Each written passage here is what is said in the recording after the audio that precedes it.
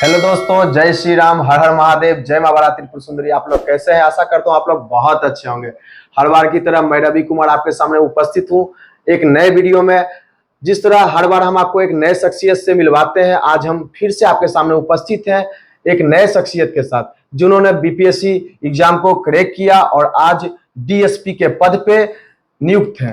आज मैं आपको जिनसे मिलवाने जा रहा हूं, इनका नाम है समीर कुमार जी। समीर कुमार जी बिहार राज्य के लखीसराय जिले के बढ़ैया नगर के निवासी हैं, जिन्होंने बीपीएससी में 55वां रैंक प्राप्त किया और आज डीएसपी के पद पर नियुक्त है। आइए खास बातचीत में हम जानते हैं कि इनके जिंदगी का संघर्ष कैसा रहा।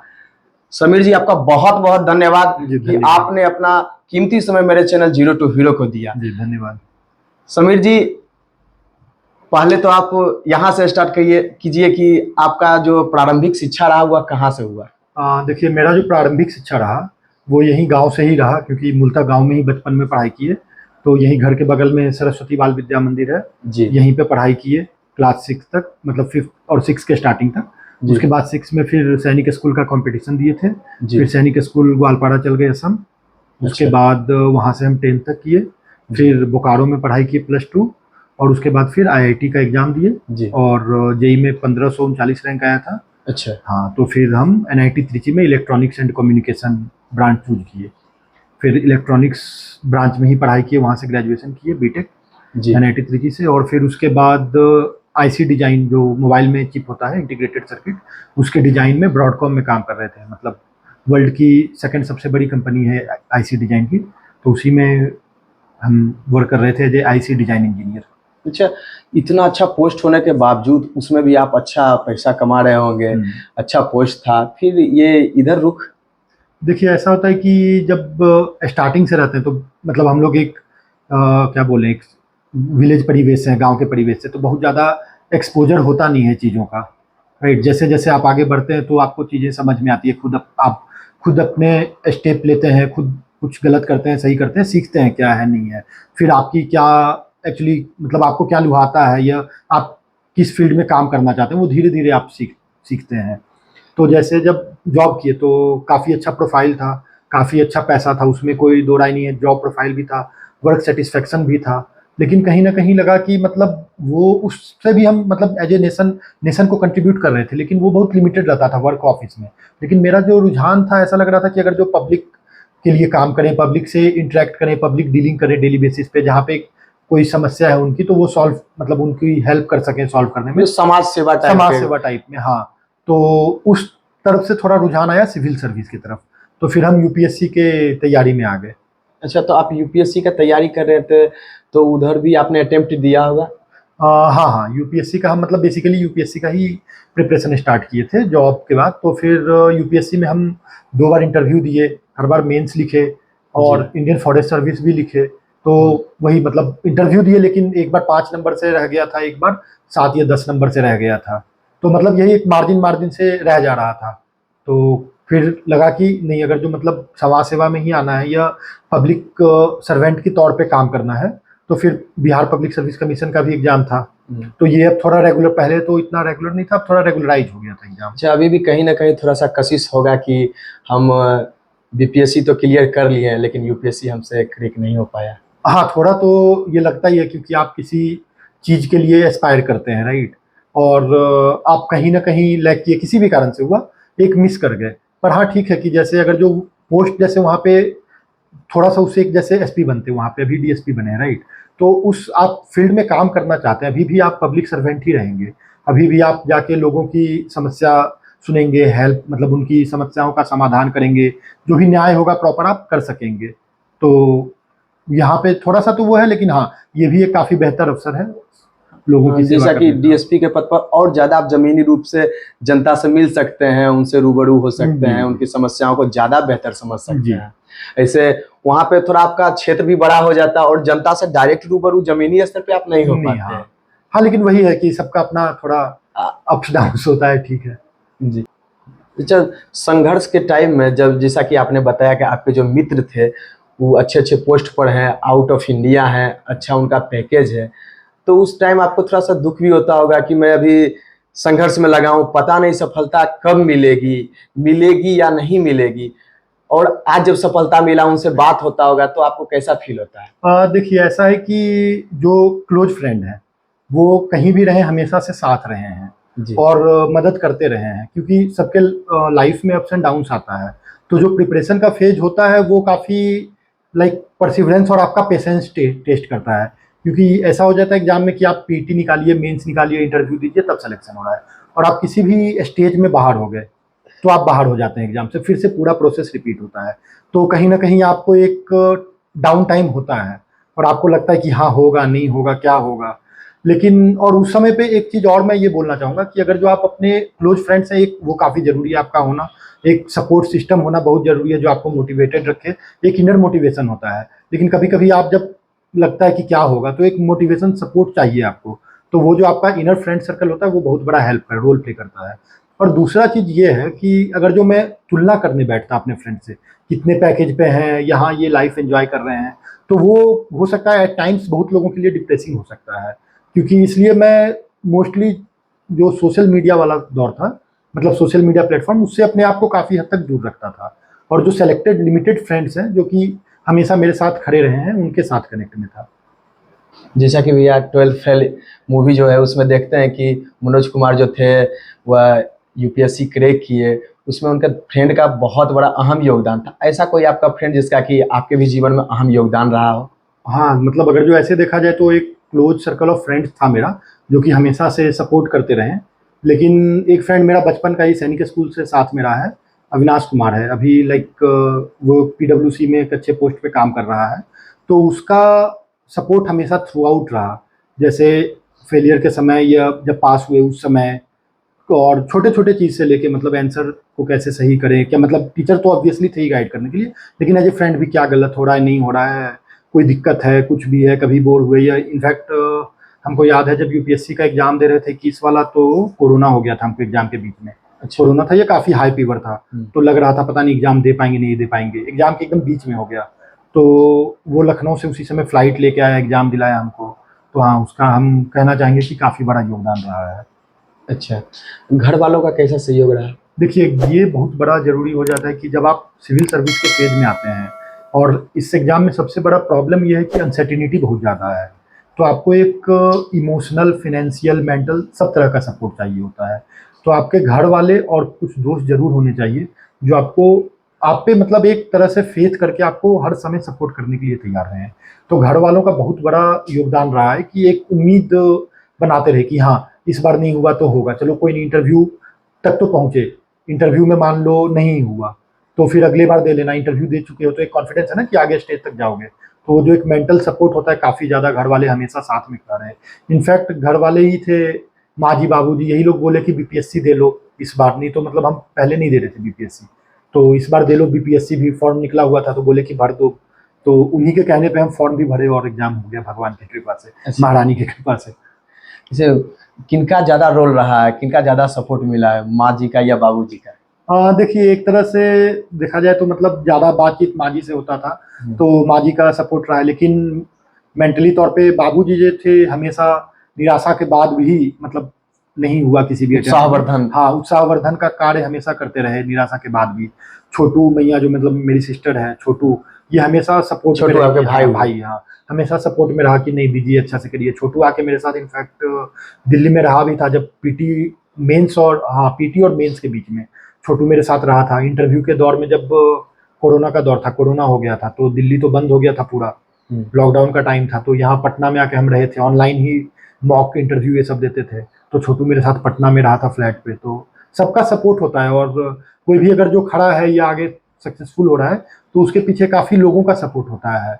और यहाँ पे एक और नाम लेना चाहेंगे हम, जैसे हम लोग के हम हलवाई हैं लक्ष्मी साहब, वो हमेशा अच्छा। हाँ नाश्ता बना के भेजते रहते थे। तो पेपर वाले हुए, बहुत लोग रहते हैं जो आपके बैकएंड में आपके सपोर्ट के तौर पे काम करते हैं। भैया यहाँ तक पहुँचने में आपका रूटीन कैसा रहा? मतलब आप कैसे पढ़ते थे, कब उठते थे, और कब कोचिंग जाना था, या ऑनलाइन क्लास कब होता था, कब पेपर पढ़ना है, कब आपको कब नोट्स बनाना है, अब उसमें भी टॉपिक कब बनाना है कि कितना टॉपिक आज बना है, कितना कैसे क्लियर करना है, इसका रूटीन कैसा था आपका? मेरा जो रूटीन इसमें रहा है मतलब मेरा ज़्यादा फोकस था कि हमेशा से कंसिस्टेंसी बना रहे पढ़ाई में, और दूसरा चीज़ था कि कॉन्सेप्ट क्लियर रहे।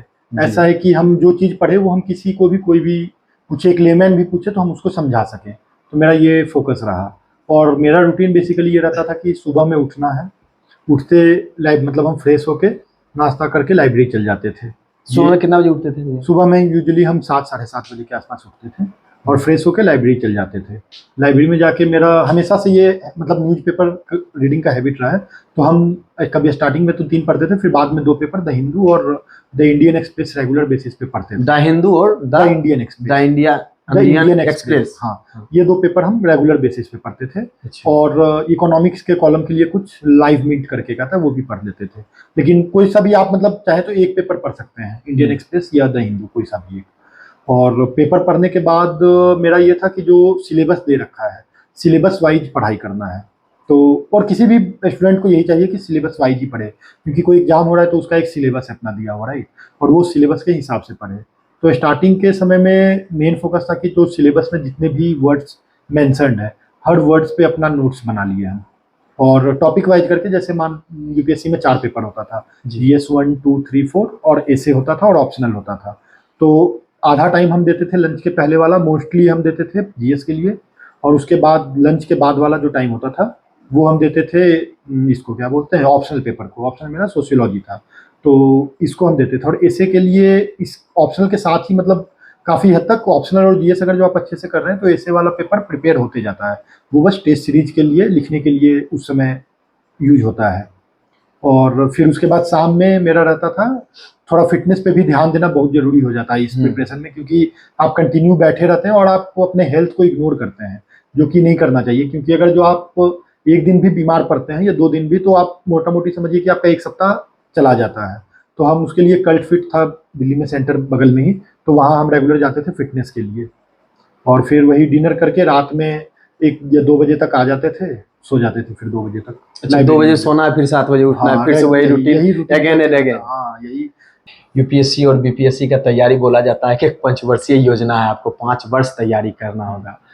तो भैया कहाँ तक आपको ऐसा लगता है कि एक ऐसा लड़का जो कि जिसका कि फैमिली बैकग्राउंड कमजोर है, अगर वह 5 साल अपना अभी 25 से लेकर 30 तक दे दिया, उसके बाद वह अगर तैयारी कर रहा है, अगर उसको सफलता नहीं मिला तो वो अपने जीवन में क्या करेगा? देखिए, पहला नंबर तो हम ये मिसकॉन्सेप्शन दूर करना चाहेंगे कि पंचवर्षीय योजना है। ऐसा होता है, बहुत लोग होते हैं फर्स्ट अटेम्प्ट में, सेकंड अटेम्प्ट में निकालते हैं, थर्ड अटेम्प्ट में बहुत लोग होते हैं कि साथ में कुछ और जॉब कर रहे हैं, निकालते हैं। लेकिन हाँ, एट टाइम्स होता है कि लक आपके फेवर में नहीं है, आप लंबा एक दौर में चले जाते हैं केवल इसी पे। और ये कहना काफ़ी सही है कि ये आर्थिक मतलब आप मजबूत हैं तो आपके लिए आसान रहता है। अगर जो आर्थिक रूप से आप कमज़ोर हैं तो प्रॉब्लम होता है। जैसे अगर जो मान लीजिए आप दिल्ली में रह के तैयारी कर रहे हैं, ये पटना में ही फॉर एग्जांपल रह के तैयारी कर रहे हैं, तो लॉजिंग, फूडिंग, आपका क्लास का खर्चा, ये जो भी एक कॉस्टली अफेयर बन जाता है। तो इसमें हम ये कहना चाहेंगे कि जैसे मान लीजिए आप एक तो ग्रेजुएशन जब स्टार्ट किए हैं अपना करना, तो 1 साल ग्रेजुएशन कीजिए, धीरे धीरे पेपर पढ़ना स्टार्ट कीजिए। और इनफैक्ट पेपर पढ़ना हम ये नहीं बोलेंगे ग्रेजुएशन से, अगर जो कोई वीडियो देख रहा है और अभी वो क्लास 6 में 7 में पढ़ रहा है, तो हम ये सजेस्ट जरूर करेंगे कि उसको आदत डालना चाहिए कि एक न्यूज़पेपर पढ़ना स्टार्ट करें। और most preferably Indian express, Hindu, ये मिंट, को इस तरह का नेशनल न्यूज़पेपर पढ़ना स्टार्ट करें। इनफैक्ट अगर जो हम तमिलनाडु के स्कूल्स का एग्जांपल लेंगे, तो तमिलनाडु के स्कूल में बाकायदा एक क्लास होता है, जो पहला पीरियड होता है वो न्यूज़पेपर रीडिंग का क्लास होता है, जो कि अच्छा एग्जाम्पल है और हम लोग को एमुलेट करना चाहिए। अच्छा। तो उसके बाद अब आपके बात पे आते हैं कि कोई स्टूडेंट अगर जो कर रहा है, तो वो यूजुअली जैसे फर्स्ट ईयर कर लिया तो सेकंड ईयर से स्टार्ट कर दे प्रिपरेशन, जो सिलेबस हैं, जो स्टैंडर्ड बुक्स हैं उसको रेफर करे और उसके बाद तैयारी में आए, ठीक है। और तैयारी में हम ये मानते हैं कि जो पहला और दूसरा अटेम्प्ट होता है कोई भी एग्जाम में, वो आप अपने पूरे जोश के साथ पूरा एकदम दिन रात एक करके देते हैं, क्योंकि उसके बाद चीज़ें क्या होने लगती है, रिपीटेटिव भी होने लगती है काफ़ी हद तक, कि वही चीज़ को पढ़ रहे हैं, वो जो पहला उत्साह होता है वो तो नहीं रह जाएगा। तो उस दौर में आपके लिए और भी काफ़ी सारे एग्जाम होते हैं। जैसे अगर जो देखा जाए तो यूपीएससी के साथ या पीसीएस के साथ आप एक एग्जाम होता है, आरबीआई का होता है, काफ़ी अच्छा एग्जाम है, आरबीआई ग्रेड बी का, वो ग्रुप, हाँ ग्रेड बी है आरबीआई का, वो काफ़ी अच्छा एग्जाम है। उसी तरह से भी हो गया, नाबार्ड हो गया, और एसएससी, काफ़ी सारे एग्जाम्स होते रहते हैं। तो आप एक तरह से अपने आप को फाइनेंशियली थोड़ा स्टेबल कर अपने फ्यूचर को भी सिक्योर करने का सोचिए। हर किसी के पास टेक्निकल डिग्री तो नहीं होता है कि वो ठीक है आज नहीं तो कल अपने फील्ड में वापस आ जाएगा, ये वर्क एक्सपीरियंस नहीं होता है। तो इस चीज़ को आप हमेशा ध्यान में रखिए। और नहीं तो दूसरा ये चीज़ भी है कि आप अगर जो एक आप अपने ईमानदारी से तैयारी कर रहे हैं सिविल सर्विस की, तो आपके पास इतना नॉलेज, इतना एक्सपोजर हो जाता है कि आप कोचिंग फील्ड में या किसी दूसरे टीचिंग लाइन में भी आप आ सकते हैं। तो ये चीज़ तो है कि आप अगर जो आर्थिक रूप से कमज़ोर हैं, तो थोड़ा तो आपको अपने फाइनेंस का ख्याल रखना पड़ेगा, और आप अपने नॉलेज का यूज करके उससे अपने मतलब जो भी अपने फाइनेंशियल स्टेबिलिटी के बारे में सोच सकते हैं। और कहीं ना कहीं हम आपको अपने करियर के बारे में भी सोचना चाहिए, अल्टरनेट ऑप्शन भी, क्योंकि ठीक है 2 बार नहीं हुआ, 3 बार नहीं हुआ, उसके बाद एक करियर आप अपना स्टेबल कर लीजिए, फिर दे दीजिए। जैसा कि भैया आपने बताया कि आप जैसे बीए में नाम लिखा है या बीएससी या हाँ, किसी भी डिग्री हाँ पे किसी आप भी जा डिग्री में रहे हैं, नाम लिखा है, आपको शुरू से ही फर्स्ट ईयर का एग्जाम दिए और मतलब बीपीएससी यूपीएससी जो भी हमको जी, करना है हाँ। उसका प्रिपरेशन हमको चालू कर देना चालू है। कर देना। जैसा कि भैया हर एक आदमी सक्सेस होने के बाद अपने क्षेत्र विशेष के लिए कुछ कार्य करता है, अपने क्षेत्र विशेष के लिए क्या कार्य करना चाहिएगा? हम मतलब पहले सोचे भी थे कि एक टेलीग्राम ग्रुप टाइप का बनाते हैं, जिससे कि यहाँ के जो भी लोग तैयारी कर रहे हैं या किसी भी फील्ड में हैं एग्जाम रिलेटेड या नॉर्मल भी, वो जुड़ सकते हैं। और वीकली बेसिस पे या 15 दिन पे एक ऑनलाइन कॉन्फ्रेंस कॉल टाइप का रखा जाए, जिससे कि जिनको भी जो डाउट है, कोई समस्या है, उस टाइप पे हम लोग बात कर सकें कि क्या डाउट है, कैसे तैयारी करना चाहिए, किसी टॉपिक पे कोई डाउट हो रहा है तो वो हम खुद से जितना मेरा समझ है उस हिसाब से उनको साझा कर सकें।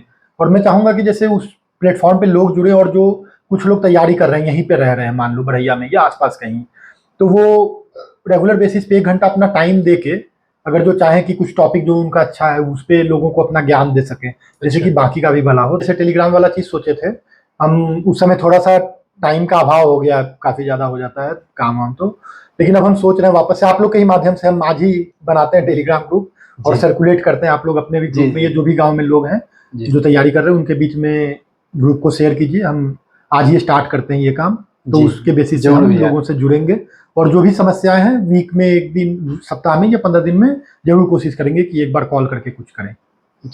ये तो भैया बात हो गया कि आप ऑनलाइन रूप से मदद करना हो गया, कुछ रेगुलर रूप से मदद करना चाहते हैं, जैसे कि कोई क्लास व्लास खोल देना जिससे कि थोड़ा सा हेल्प मिले?